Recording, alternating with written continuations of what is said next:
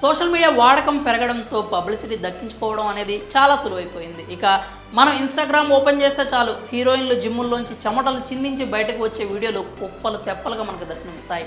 దీంతో చూసేవారు అమ్మో ఈ బ్యూటీకి మామూలు ఫాలోయింగ్ లేదుగా అని అనుకుంటూ ఉంటారు. అలాగే ఎయిర్పోర్టుల్లో కూడా దర్శనమిస్తూ ఉంటారు కొందరు హీరోయిన్స్. దీంతో జిమ్ ఎయిర్పోర్ట్లో హీరోలు రాగానే ఫోటోగ్రాఫర్స్ వారి మీద పడిపోయి మరీ ఫోటోలు తీస్తూ ఉంటారు. అయితే అసలు అదే టైంకు వాళ్ళు వస్తారని వీళ్ళకి ఎలా తెలుస్తుంది?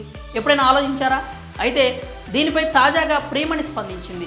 ఎవరికీ తెలియని నిజాలను ఆమె బయటపెట్టింది. సాధారణంగా రాజకీయ ప్రముఖులు, సినిమా హీరోయిన్లు ఏదైనా ఫంక్షన్కి కానీ లేదా ఇతర కార్యక్రమాలకు హాజరైతే పదుల సంఖ్యలో కెమెరాలు వారిని చుట్టుముడతాయి.